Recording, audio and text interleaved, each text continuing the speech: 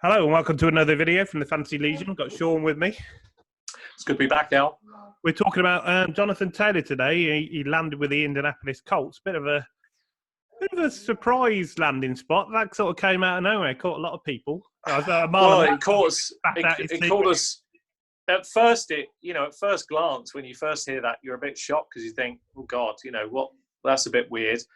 But when you consider what Indianapolis have, and you consider the line, and then you consider that, it's now going to be Jonathan Taylor's battle. It's a fantastic landing spot for Taylor. So 101 or 1-2 for him and Clyde Edwards-Helaire. If you haven't seen that video, go check it out.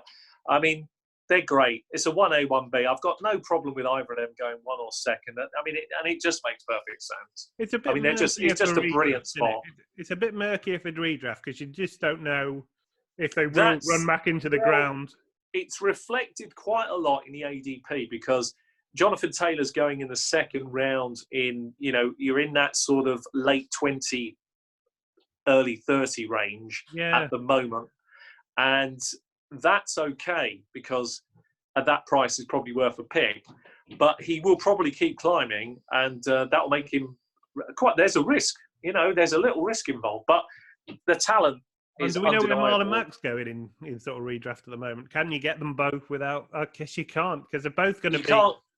I can tell you this: Marlon Mack's dropped to about 60, which again makes sense in ADPs. But that again makes him, depending on how you look at drafts, that makes him a bargain because maybe he gets traded before the start of the season and ends up in a brilliant situation where he has standalone value. So I know he often gets injured. Yeah, he's basically got 1 year left on his deal, hasn't he, Marlon Mack? So yeah, but you think obviously after this year, then it's Taylor's job to lose. I absolutely love the situation for Taylor. It couldn't have been better. You're behind a perfect line. It's just a great scenario. He's more than capable. He's one of these running backs. He can come in and he could get 2,000 yards. Not necessarily first year, but within a couple of seasons, you could be challenging for that because he's very capable. They can build an offense around that running game.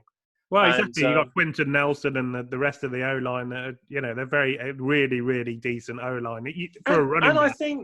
I think Indianapolis have made some quite good off-season moves, and I can see the team is moving in the right direction. So it looks exciting. I mean, Marlon Mack is now the odd man out.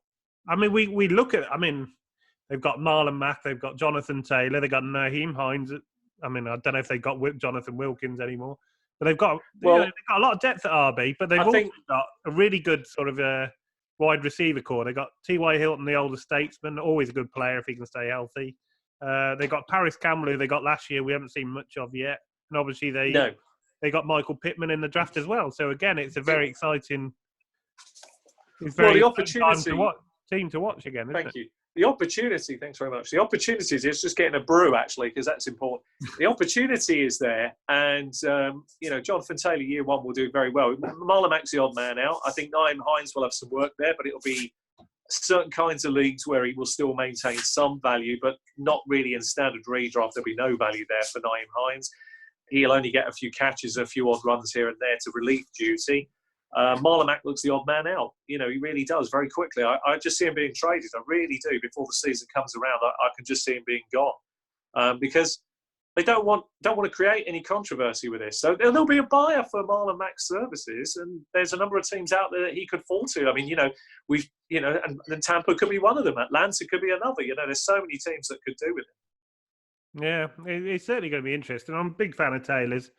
Obviously, it's a bit murky first up, but I think long term, he's probably the man. It depends whether you like an instant return on your rookie picks. I mean, you might get it, but it's not 100% cast in stone, is it, by any stretch? Well, are any of them absolute guarantees? Never really. I mean, this is a great class, but all of them have got somewhat, except one of them has a clear path to work straight away, and the rest there is a bit of murkiness behind them. So it is a bit of it is a minefield, but long term, over a season or so, all of them hold big dynasty value. So, yeah, exciting to see what he does. And I suspect a reasonable year ahead and a very good year next year for Jonathan Taylor.